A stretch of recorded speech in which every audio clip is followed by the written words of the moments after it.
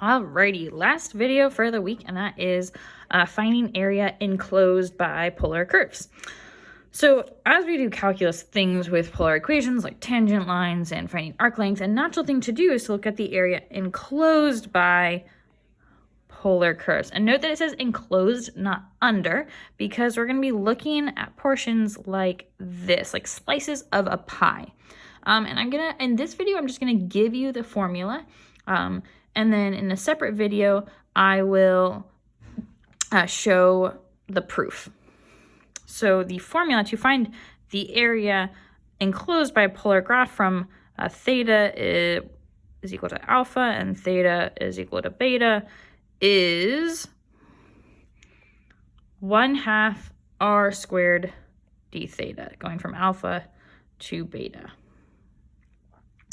So we're going to take, again, a separate video. There will be a proof.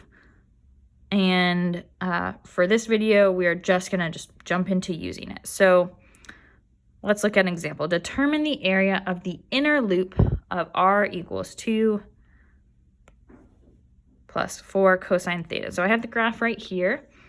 And so the inner loop is this portion right here. So one thing we need to do is we need to actually figure out what are our theta values.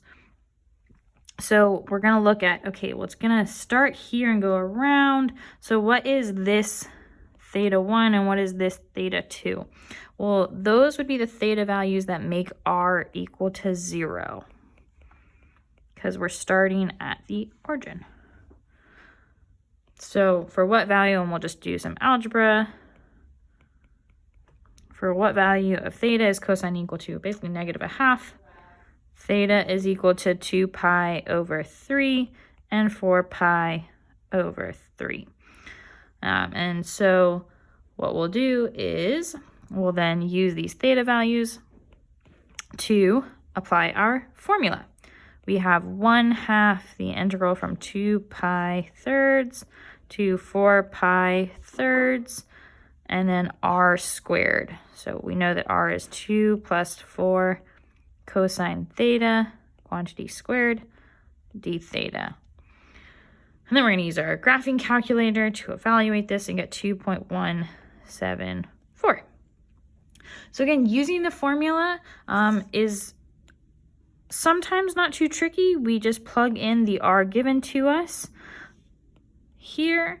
The work that we do have to do ourselves is figure out what are our theta values. And by looking at the graph, we can tell, okay, what value is going to be here or here. There is more practice with just finding area enclosed inside a singular loop. But I also want to talk to you about what if it's an area enclosed by two different curves, like this. So you have a blue polar graph on the bottom and a red polar graph on the outside, and we want to find the area enclosed by both these curves going from alpha to beta. So we do a very similar thing to regular functions, and we're still going to subtract, and kind of like how we would do top minus bottom, now we're going to do outside minus inside. So we have our area formula becomes 1/2 outside function minus inside polar equation. And so this is just not an I for outside and inside. So it's really outer squared minus inner squared, all times 1/2. So let's see an example. Determine the area that lies inside r equals 3 plus 2 sine theta and outside r equals 2. So r equals 2 is going to be the circle. So we know that's the one in blue. So we want it outside the circle, and we want it inside the red graph. Okay, so where is that? So inside here, but outside blue, that's like all this area. So what we need to know is what are these points of intersection, because we're going to be going around like a pie and slicing and adding up that area. So we need to know what value of theta gives us these intersection points. So how do we find that? We set the equations equal. So 2 minus 3 is -1, divided by 2, -1/2 equals sine theta. For what values of theta give us -1/2? We have theta is equal to 7 pi over 6 and 11 pi over 6. So let's do some thinking about which one is which. Well, this would be pi here. So that would be 7 pi over 6. And this is 11 pi over 6 because it's just under 2 pi. I don't know why it's not letting me write. There we go. But if we take the area from 7 pi over 6 to 11 pi over 6, then what we're actually doing is going this area. And that's not the area that we want.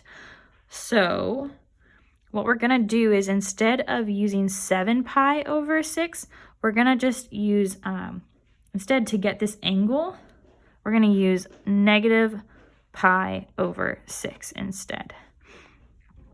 So that is, sometimes we have to do some thinking about making sure that we're really going in the correct direction. After we've got our indices, now we can just plop in outer minus inner. So our outer polar equation is the one in red, 3 plus, let's stay consistent, 3 plus 2 sine theta squared minus inner, that's the circle in blue, 2 squared d theta. And then we'll use our graphing calculator and we get 21.991. If I plug this into my calculator right. If I didn't, please check me and tell me that you got something else. Okay. Let's see one more. Of course, you can pause the video and try this on your own. And then you can watch me if you get stuck or if you want to just confirm results. So here we actually have the same graphs, but we want the region outside this and inside this. So we've swapped what we want. So this is now going to become this area here. It's outside the red, but inside the blue. So again, we're looking for what values of theta cause this intersection.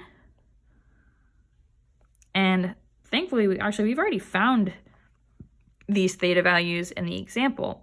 And now because we're sweeping from here, we're sweeping around from here to here, we are going to use 7 pi over 6 to 11 pi over 6. Okay, so our area, I forgot the equal sign there, is equal to 1/2 7 pi over 6 to 11 pi over 6. And now our outside function is now the circle. So it's now 2 squared minus our inside function, or sorry, not function, our polar equation, which is 3 plus 2 sine theta squared d theta. Use our graphing calculators and we get out 2.196. All right.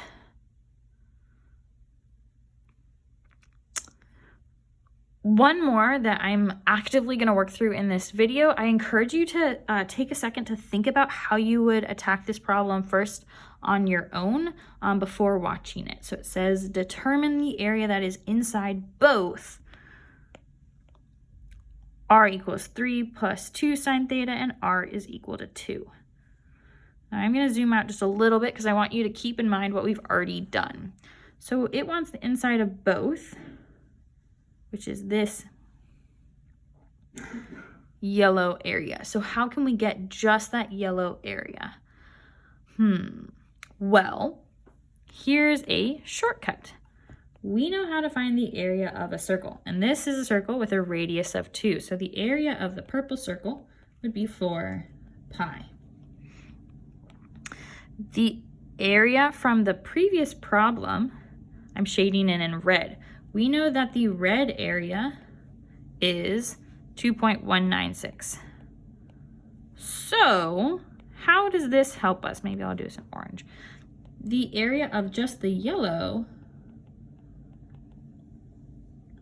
would be the circle minus the red area, because that's what we're left with, just the yellow. So instead of having to do a fancy equation, we can just use our critical thinking skills and our analyzing the graph and what we've already done to get a result in a more straightforward manner. So 4 pi minus 2.196 gets us to 10.370. Alrighty.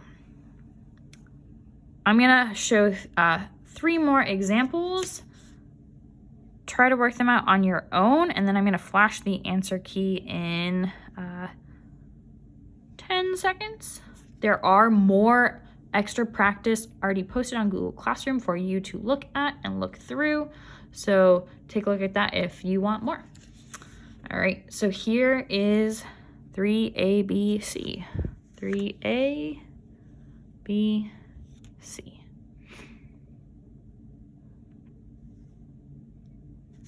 Okay, and as promised, there's Albus. He's in the video. All right, have a great rest of your day, and I will talk to you soon. Bye-bye.